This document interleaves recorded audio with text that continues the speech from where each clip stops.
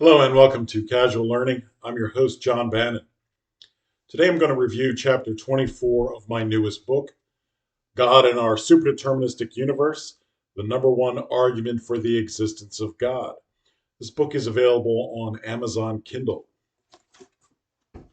Chapter 24 is entitled The End of Solipsism.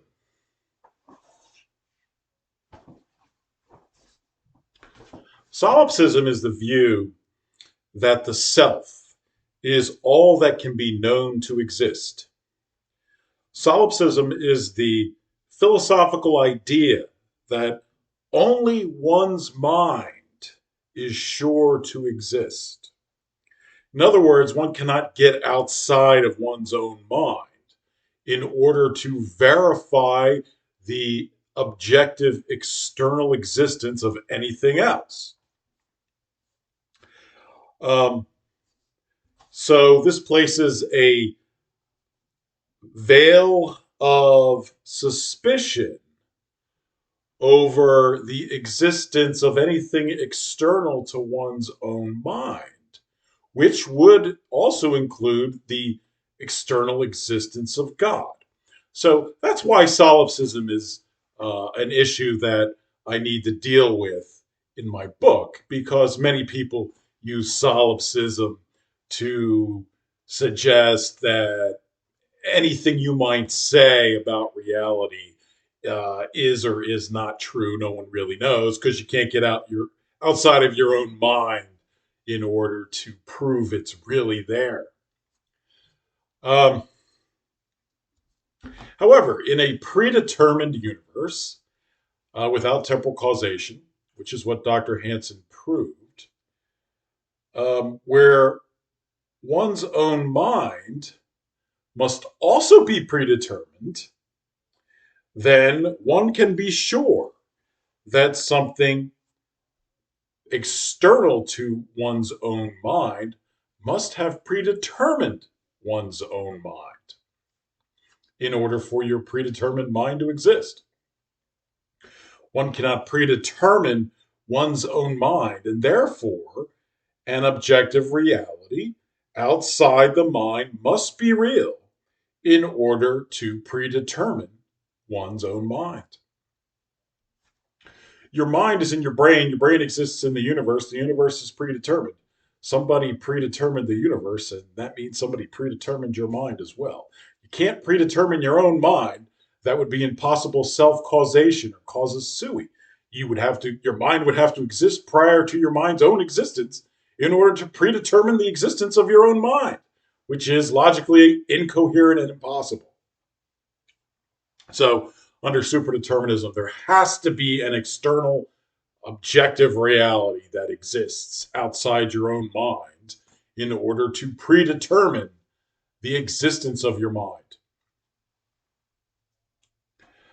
Um, because there is no temporal causation under Dr. Hansen's version of superdeterminism, then one's conduct cannot actually change the future, which means the future must be an objective, real, external reality which you cannot control.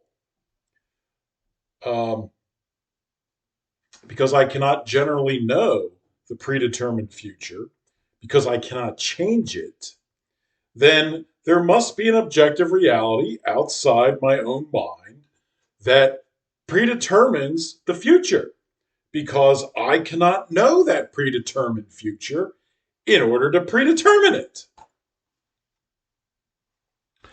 Um, so superdeterminism absolutely disproves solipsism. It proves there has to be an objective reality outside of one's own mind in order to predetermine one's mind, as well as to predetermine the future, because your mind can't predetermine a predetermined future that it is predetermined not to know about because it can't change it. There's also a philosophical way to disprove solipsism.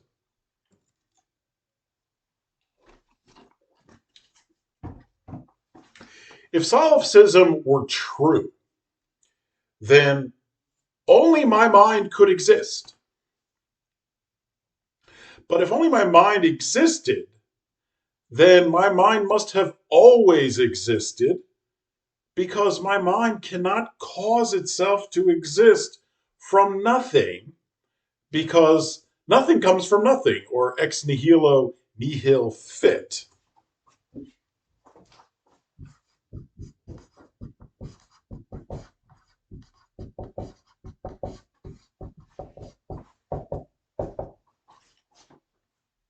Ex nihilo nihil fit is Latin for nothing comes from nothing.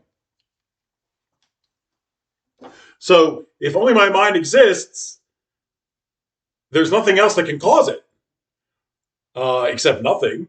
But nothing can't cause it, because nothing can't cause anything by definition. Therefore, my mind must have always existed.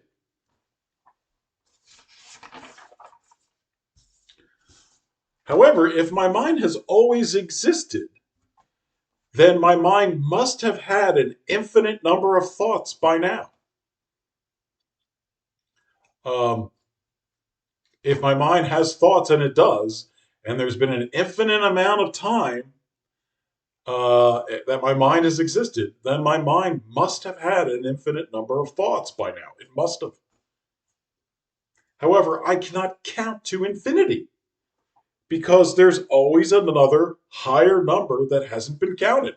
So if I started to count 1, 2, 3, 4, and I continued that process, I can never count to infinity, because there would always be another number that I haven't yet counted. Therefore, I could not have had an infinite number of thoughts, because I can't count to infinity. And having an infinite number of thoughts is uh, basically the same thing as counting to infinity.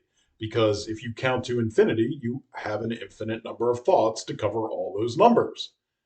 Well, if you've had an infinite number of thoughts, it's the same as counting to infinity.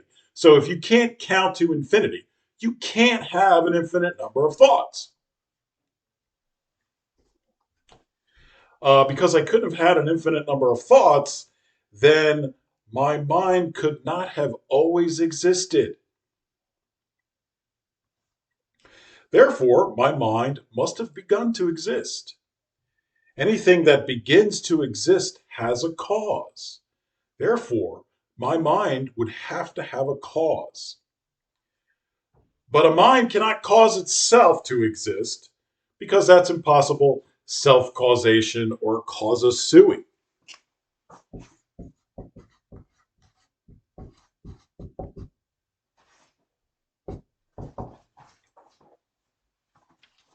My mind can't cause itself to exist, because it would have to exist prior to its own existence in order to cause itself to exist. So that's logically incoherent and impossible. Therefore, there must be something objectively real, external to my own mind, that exists in order to cause my mind's existence. So, solipsism is false, because there are valid grounds for believing in the existence of something besides my own mind, namely that which caused my mind to exist.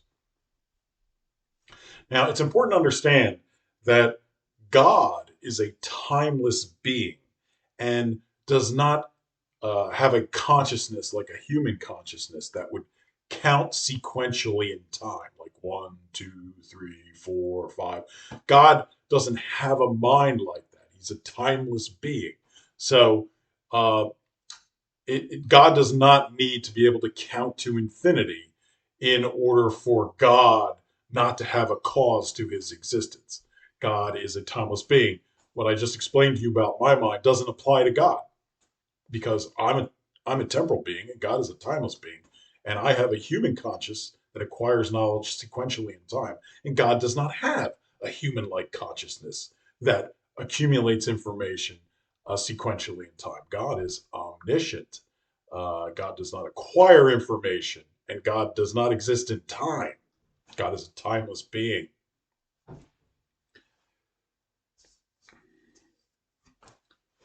Some people claim that a universal consciousness is necessary to act as the observer that collapses the wave function, which allows our universe to exist. So, some people will say, well, because there's this wave function at the quantum level and reality comes into existence upon observation or measurement. In other words, the wave function collapses into actual physical reality.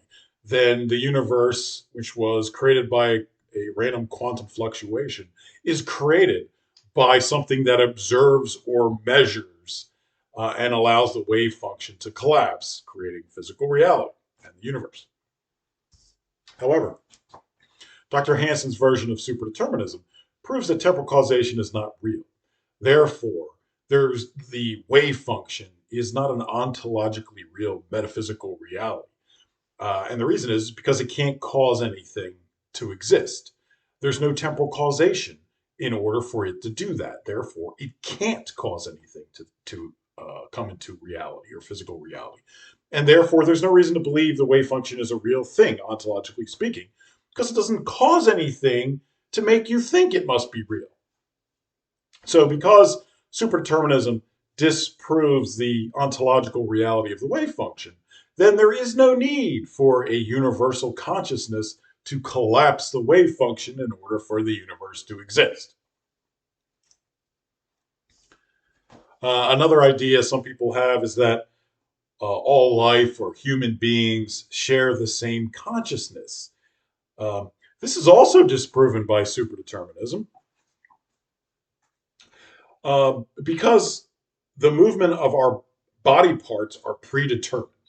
So the future is predetermined. If the future contains a movement of my body part, then the movement of my body part has to be predetermined because my conscious mind causes my body part to move. And since the movement of my body part is predetermined, then the cause of the movement of that body part must also be predetermined in order for this to be predetermined. So my conscious thoughts also are predetermined.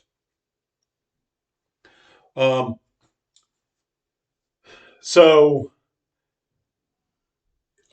can outside consciousness influence the movement of my body parts and my conscious thoughts? Well, the answer is clearly no. You could take some sort of device like a Faraday cage or helmet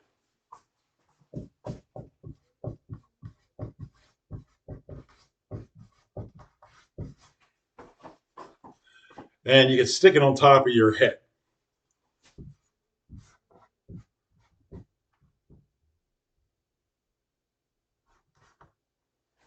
And that will prevent any external brain waves penetrating your brain and getting to you so that they could influence your conscious thoughts. So it acts as a shield. So theoretically, you could do this. And you would still function perfectly well wearing this, which proves that your brain doesn't need any outside sources in order to operate, which implies that these outside sources don't exist and aren't influencing your actions, which means that some sort of consciousness shared among all human beings and life forms is false. It's totally false. There's no reason for it to be that way because you can operate normally without it. A Faraday cage proves it.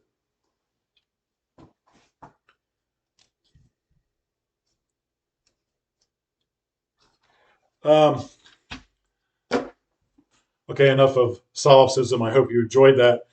Um,